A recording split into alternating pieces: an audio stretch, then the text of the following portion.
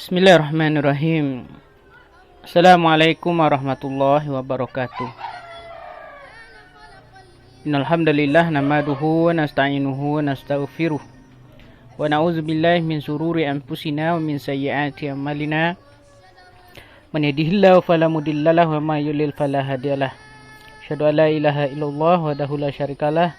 Asyhadu anna Muhammadan abduhu rasuluhu la nabiyya ba'dah. Kembali kita memperbaharui rasa syukur kita kepada Allah Subhanahu wa taala. Allah telah memberikan kita rahmat dan nikmat sehingga sampai saat ini kita masih bisa melaksanakan aktivitas kita. Salawat dan salam kita berikan buat junjungan kita, tauladan kita Nabi Muhammad sallallahu alaihi wasallam. Mari sama-sama kita awali pembelajaran kita melalui video ini dengan membaca basmalah.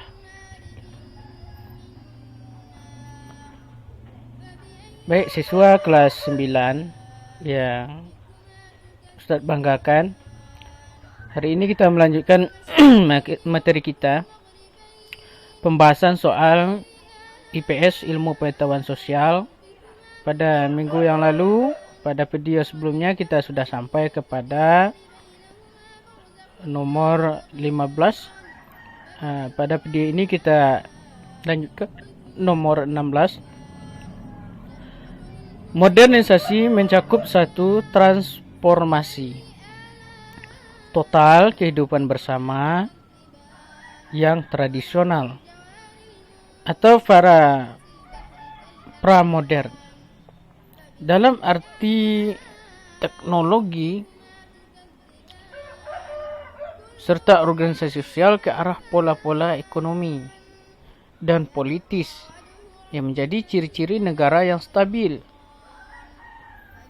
Berikut ini yang menjadi syarat satu wilayah telah mengalami proses modernisasi adalah, pertanyaan adalah, apa syarat satu wilayah telah mengalami proses modernisasi? A. Cara berpikir yang ilmiah. B. Masyarakatnya bersifat tertutup. C. Nilai tradisional masih kuat. D. Pola berpikir masyarakat bersifat tradisional. Silahkan dijawab di jeda videonya dan dijawab. Untuk latihan bagi antum ya, untuk menjawab soal-soal IPS. Ya, jawaban yang tepat adalah option A. Cara berpikir yang ilmiah.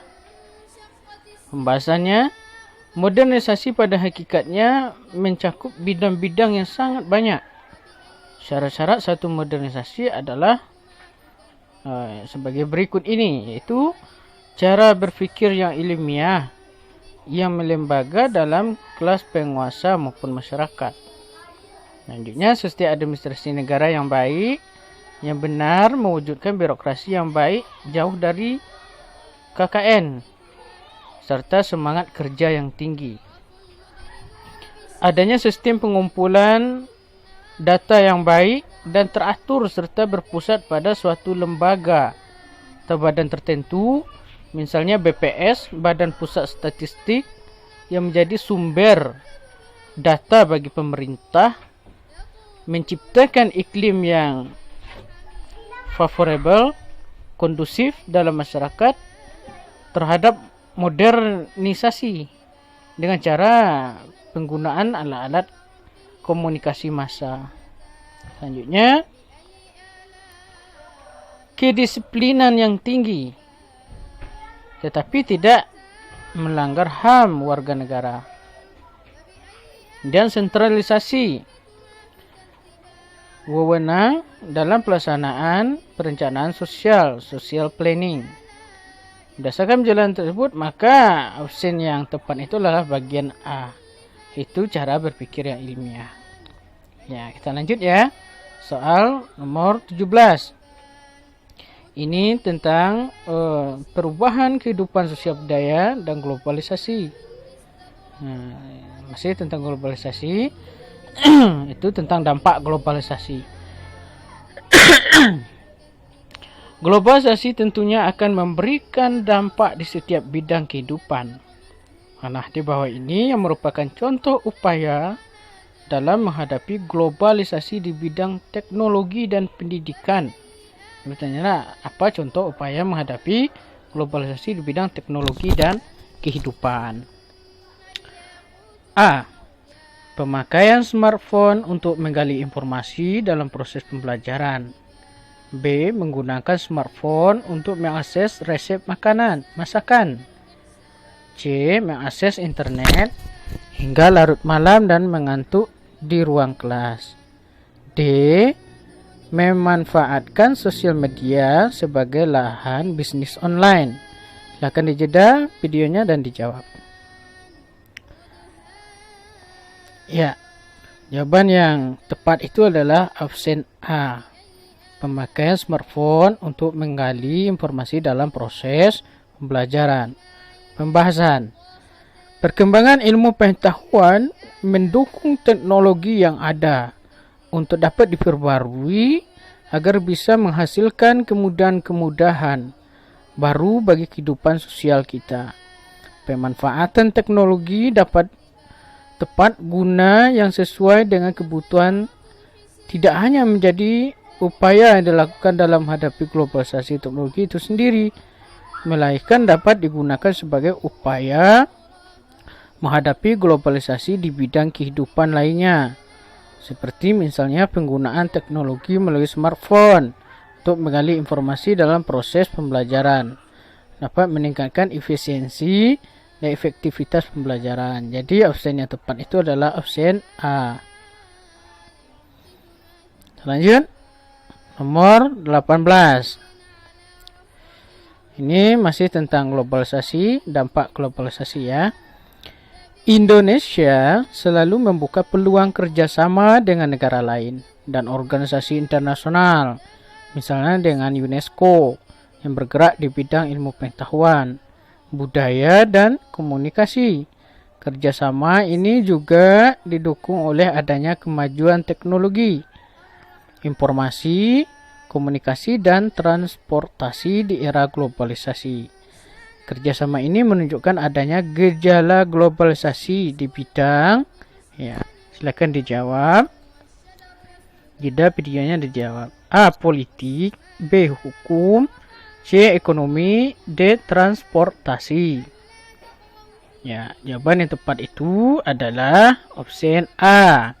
Pembahasannya, gejala globalisasi bidang politik adalah sebuah gejala politik seperti kebijakan nasional suatu negara yang menjadi isu-isu global, seperti masuknya organisasi internasional UNESCO di Indonesia dan memiliki hubungan kerjasama dengan pemerintah Indonesia. Hal tersebut dapat terlaksana kerana adanya kebijakan politik dari pemerintah Indonesia. Itu sendiri yang kemudian diketahui oleh negara lain.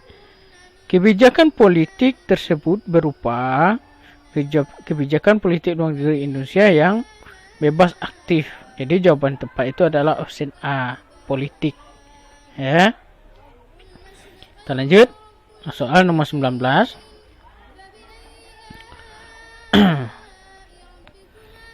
Ini tentang perubahan sosial budaya. Salah satu dampak negatif dari perubahan sosial budaya adalah terjadinya perbedaan taraf kemajuan antara berbagai bagian dalam satu kebudayaan. Karena ada yang tumbuh cepat dan ada yang tumbuhnya lambat. Kondisi tersebut dikenal sebagai A. Konflik sosial, B. Organisasi sosial, C. Cultural shock, D. Cultural lag. Ya, silakan dijawab. Jeda perjalanan dijawab.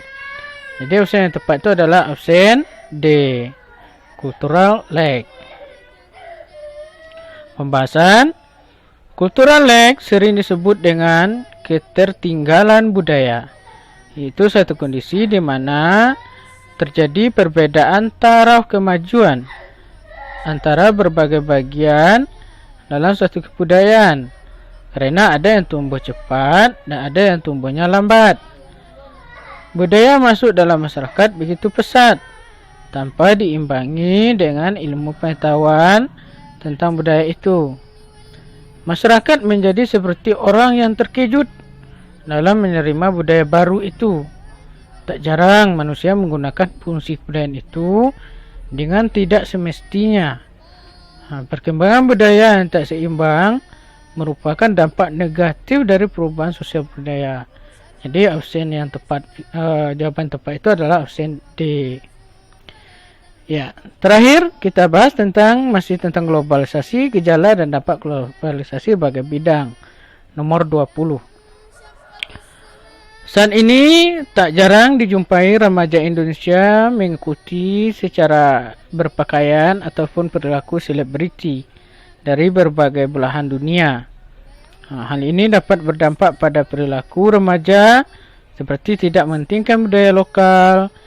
Kasus tersebut menunjukkan bahwa dampak negatif globalisasi dalam kehidupan sosial budaya adalah maksudnya banyak tenaga kerja asing yang mendominasi tenaga kerja lokal, menumbuhkan sikap toleransi antar masyarakat, mudah terpengaruh budaya luar hingga cenderung melupakan budaya lokal, memahami konsep multikulturalisme. Ya, silakan dijeda videonya dan dijawab. Ya, jawaban yang tepat itu adalah option C. Pembahasan globalisasi adalah meluasnya pengaruh kebudayaan dan ilmu pengetahuan ke seluruh penjuru dunia. Itu ya, globalisasi meluasnya pengaruh kebudayaan dan ilmu pengetahuan ke seluruh penjuru dunia. Globalisasi dapat berdampak positif dan negatif dalam kehidupan sosial budaya. Globalisasi dapat membuat satu masyarakat mudah terpengaruh oleh budaya-budaya barat dan budaya luar hingga cenderung melupakan budaya lokal. Selain itu, dampak negatif globalisasi dalam kehidupan sosial budaya dapat menumbuhkan anggapan bahwa budaya lokal sangatlah tradisional dan harus ditinggalkan, karena masyarakat cenderung berperilaku mengikuti budaya luar secara intensif. Oleh karena itu, jawaban yang tepat berdasarkan ini adalah option C. Ya. Itu saja pembahasan kita untuk video kali ini. Mudah-mudahan bermanfaat. Tetap semangat untuk belajar di rumah dan jangan lupa beribadah kepada Allah Subhanahu wa taala. Mudah-mudahan antum, keluarga antum diberikan kesehatan oleh Allah Subhanahu wa taala dan terbebas dari penyakit yang berbahaya.